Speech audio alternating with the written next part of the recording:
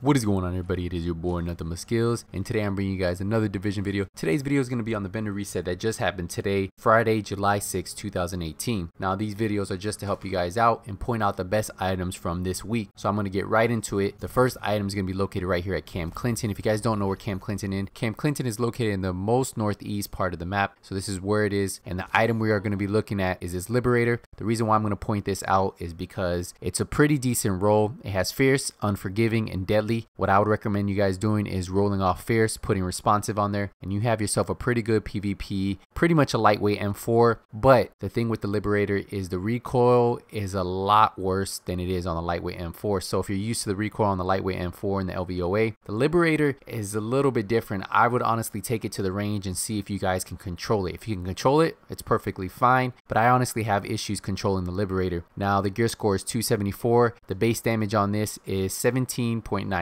If you look at my fully optimized gear score lightweight M4, it's at 18.2K. So this one is almost maxed out on damage. Of course, the enemy armor damage is low at 18%. The max enemy armor damage you can get is 24%. Liberator, the lightweight M4, and the LVOA both max out at the same amount of damage. And then of course, all assault rifles max out at 24% enemy armor damage. If you guys are looking for a lightweight M4 LVOA and you haven't been able to find one and you want to test out the Liberator, test it out. But remember, for some reason, the recoil on the Liberator is a little bit different than on the lightweight M4 and the LVOA, and I have trouble controlling the Liberator. If you don't have one, I would still pick one up and use it in the meantime. Now you guys are in good luck because at the same vendor, there is a lightweight M4. Now the gear score on this one is a lot lower at 263. You can see you're gonna have to use a lot of div tech to get it up there because the base damage on this one's only 16.7K, and the max base damage you can get on it with my firearms is 18.2K. So mine is fully optimized, so you can see the big difference between the two in base damage. Now your enemy armor damage is at 23%, so if you're going to use this for PvE, hey, it's already pretty good. It has Adept, it has Unforgiving, and it has Swift.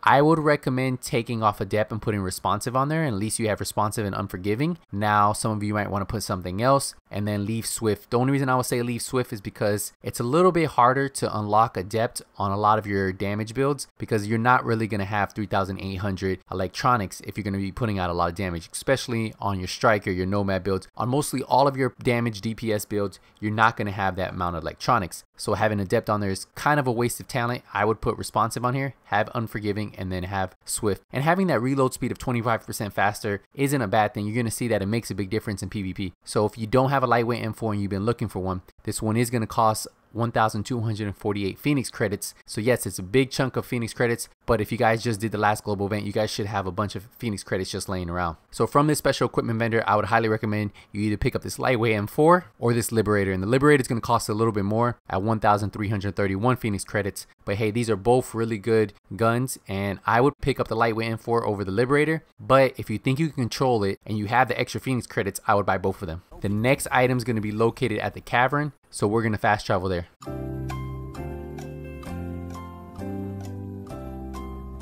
So the item you want to pick up is going to be located back here at this gear vendor. And the item you want to pick up is going to be this prototype electronics mod. It's going to cost you 84,000 division credits. The reason why I would recommend picking this up is because it's maxed out with damage to elites at 4%. So I think last week we had one that was 193 with 3% damage to elites, and that was electronics roll. Well, this one's a little bit lower at 184, but you get that 1 extra percent of damage to elite, so it's maxed out at 4%. So if you stack 5 of these on your PvE electronics builds, you're going to do 20% extra damage, not only with your skills, but also your weapons. So I highly recommend you guys picking this one up. I personally run something just like this. My electronics roll is a little bit higher at like 192, but this one isn't bad at 184 because you're getting that maxed out 4% damage to elites and 20% damage to elites. Those gold and named enemies are going to go down if you start shooting them with your weapon and having your skill do some of the damage too. The next item is going to be located at the terminal, so we're going to fast travel there.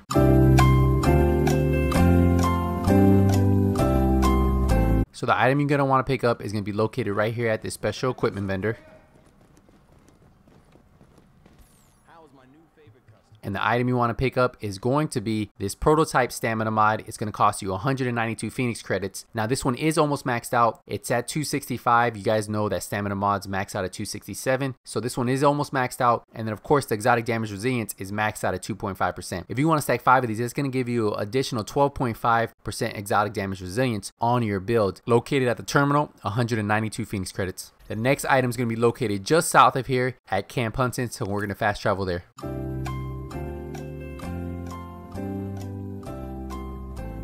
Item you want to pick up is going to be located back here, right here at this weapons vendor, and the item is going to be this Pro Red Dot sight. Now this is going to cost you 174,000 division credits. It has a high critical hit damage roll of 19%. It has a maxed out critical hit chance of 3%, and then it doesn't have that 6% headshot damage on there. But hey, if you guys aren't hitting a lot of headshots, I don't really think that 6% headshot damage is really going to kill you. And if you've been looking for a really high critical hit damage and maxed out critical hit chance Pro Red Dot sight, this is the one for you, and until you can get one that has 6% headshot damage, I would pick this up. It's located at the weapons vendor at Camp Hudson. The next item is going to be located just next door. It's right here at this gear vendor. And the item you want to pick up is going to be this prototype performance mod. It's maxed out at 6% first aid self heal. I know a lot of you guys like running these on your PvP builds, even on some of your PvE builds. I run this same mod on a lot of my PvP builds. If I'm not running that 5% support station healing speed, I'll run these instead. It's going to cost you 168 division credits, and this is a really good pickup. It's maxed out, it's god rolled. It's something that you guys should have. Even if you're not going to run it on your builds now, put them in your stash, and then if you want to test them out later, you can. I'm telling you, this is probably one of the most used performance mods, along with those 5% support station healing speed mods. The next item is going to be located in the DZ, so this is going to require Dark Zone credits. So we're going to head over to East 53rd Street, and that's going to be the first item we're going to pick up today in the Dark Zone.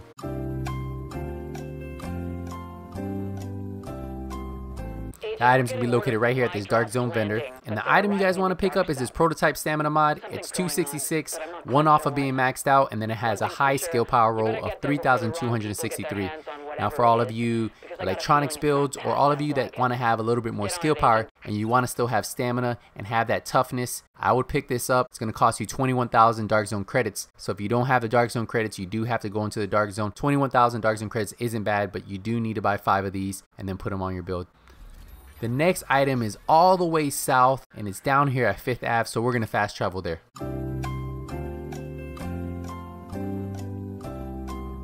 So for all of you that just finished your Deadeye build, this is going to be a mod for you guys to pick up. It's located right here at this Dark Zone vendor. And the item you want to pick up are these prototype performance mods. They're 2% post crit hit damage. And remember, on Deadeye, you want to stack as much critical hit damage as possible. So if you stack this on your Deadeye build and then you hit a pulse, you're going to get more critical hit damage stacked all together. And before you know it, you'll be two-shotting players and NPCs. Now this is going to cost you 21,000 Dark Zone credits. I would personally try to get these if you guys just finished your Deadeye build from this last global event, because I know that was a gear set, because I run this on my same Deadeye build. And if you guys follow my Deadeye build, I'm going to recommend these same exact mods. So if you have Dark Zone credits, well, you can just come down here and purchase them. If you don't, you need to get to farming, head into the Dark Zone, and try to stay away from those rogues until you can build up those gear sets. We have one more item, and this one is actually going to be located at West 34th Street. So we're going to fast travel there, and then we'll wrap up this vendor reset right there.